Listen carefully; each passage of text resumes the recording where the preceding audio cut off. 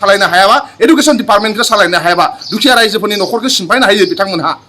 बिथांमोना दुखिया रायजोनि न'खरखौ सिमफायनो हायो नाथाय मोजाङै मेट्रिक परिखाखौ आनजादखौ बिथांमोना खुंनो हाया थाखा फैसानिल' बिथांमोना माथा मारिबाय थायो सिन्डिकेटनि खोथा माथा मारिबाय थायो अपारेशन लटासनि खोथा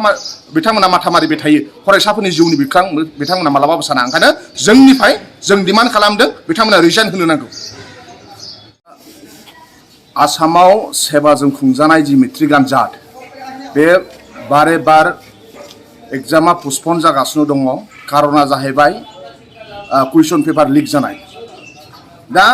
फरायसा फरायसुलिफोरनि जे जिउजों आसाम सरकारा गेलेनो नाङा जों मालाबाबो गनाया आरो जों मालाबाबो मानिया मानो होनबा जोंनि फिउचार फरायसा फरायसुलिफोरनि जिउजों गेलेनायखौ मानो होनोबा बयनिफ्राय देरसिन धोना जाहैबाय स्टुडेन्टफोर हिउमेन रिसर्स स्टुडेन्टफोरा बयनिफ्राय देरसिन धोन दा जाय फरायसाफोरा खस्थ' खालामनानै बोसोरसे खस्थ' खालामनानै बिथांमोना प्रिपेरेसन खालामो नाथाय थांनानै सोरनिबा गोरोन्थिनि थाखाय सरकारि गोरोन्थिनि थाखाय सेबानि गोरोन्थिनि थाखाय आसाम पुलिसनि गोरोन्थिनि थाखाय एग्जामा पस्टपन जाबाय थायो बे बारे बारे पस्टपन जानायखौ जों मालाबाबो गनाया आरो फरायसाफोरनि फिउचारजों रावबो गेलेनो नाङा बे आसाम सरकारानो जाथों आसाम पुलिसानो जाथों सेबायानो जाथों नों आंनो जाथों फरायसा फरायसुलिफोरनि जिउजों रावबो गेलेनो मोना ओंखायनो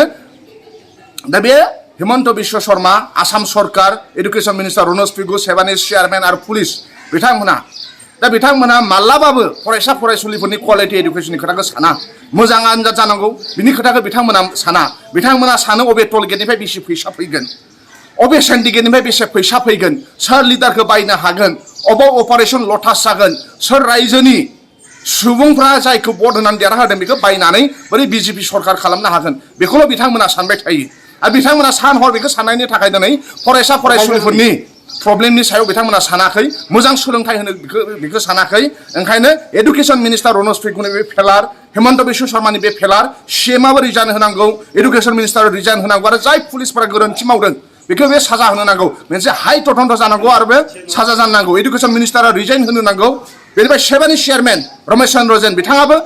रिजाइन होनो नांगौ जों लुबैया मालाबाबो जोंनि बयनिफ्राय देरसिना फरायसाफोरनि जिउ दा बिथांमोना जुदि दिनै इसां गोबाव प्रिपेरेसन खालामखांनायनि उनाव बिथांमोना जुदि मेन्टेल सेटिसफेक्ट मोना दा फरायसा फरायसुलिफ्रा गोनो गोथो जानानै दं फिउचाराव मा जागोन होननानै बारे बारे कुइसन पेपारा लिक जागासिनो दङ दा ओंखायनो फरायसाफोरनि जिउजों मालाबाबो गेलेनो नाङा बिथांमोनखौ क्वालिटि एडुकेशन होनो नांगौ आरो बिथांमोना दा न'खराव फरायनायनि मोनसे आबहावा गैला फरायसुलिफोरनि फरायनायनि मोनसे आबहावा गैया ओंखायनो जोंनिफ्राय जोङो हकियानि होदों बिथांमोनखौ जे आसामनि चिफ मिनिस्टार हिमन्त बिश्व शर्मा बिराद पावारफुल मिनिस्टार होनोमोन गोबाव सम एडुकेशन मिनिस्टार जानाय दा बिथांमोना दिनै फेलार जाफैबाय रनज पेगुआ दिनै फेलार जाबाय सेबानि चेयारमेना बिथांमोना फेलार जाबाय ओंखायनो बिथांमोना रिजाइन होजोबनो नांगौ जुदि सरकारखौ सालायनो हायाबा एडुकेशन डिपार्टमेन्टखौ सालायनो हायाबा दुखिया रायजोफोरनि न'खरखौ सिमफायनो हायो